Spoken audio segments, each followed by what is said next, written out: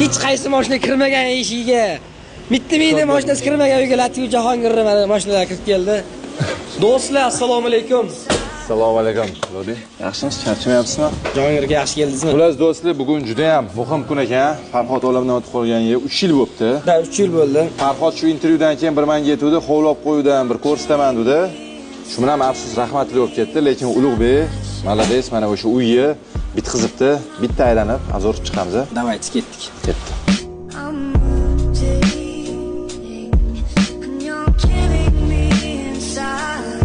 Jahongir aka lekin oddiy kelmabdilar, Urvinda kelibdilar, mayli.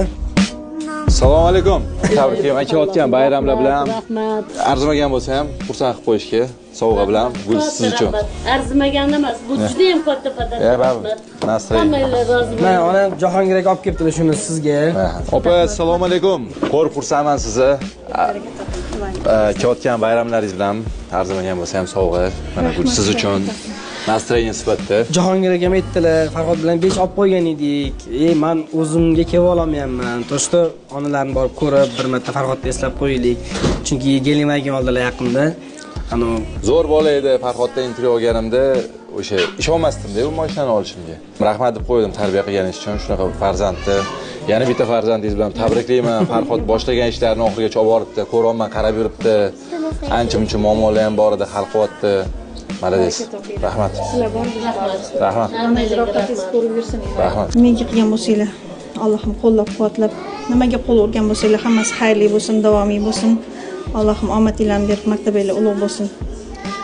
Onangiz baxtingizni ko'rsin, bolalaringiz rohatini ko'rsin, bolalaringizdan qaytsin ilohim. Rahmat. Farhod joyjantdan bo'lsin. Rahmat. Yunusobodda biza, to'g'rimi? 2 etajli hovli tushunishim bo'yicha Farhod shu yerni sotib olgan edi. Farhod yeri boshqa joyda edi. Biz bu yerda korobka sostanida olib, davom ettirdik. Necha sotuvdingiz? 4 sotdik. Bugun iftorlik do'stlar. Little komandasi. Bu ikkinchi etajdagi zal bu. Zdaniyamizda 7 ta xona, 2 ta hol, bitta kuxnya, bitta letniy kuxnya, ozgina zeleniy zonasi bor o'zini. Qarshi mehr berib quribsiz. Nima plan endi bu yerga? Agar mamlakatga ham ko'chib kelamiz desalar, men hozir shu narsaga rozi edim, shu hammamiz shu yerda yashashga. Lekin baribir mamlakat onam Farhod remont qilgan, o'zlari o'tdi Farhod bilan qolgan xotiralar bilan yashashni afzalroq ko'radilar. Tanlov o'zlarida. Nima desalar shu. Sotib biznes qilamiz desalar, может biznes qilamiz. Farhodni oyisiga qarab yurganingiz bu katta hurmatga ega narsa. O'shaning uchun ad-dushi hamma nomidan o'zimning nomimdan rahmat deyman. Ishingizga rivoj tilayman. Jonli sog' bo'lsin. O'zingizlarning fikringizni tabriklab, mana izohda yozib olinglar.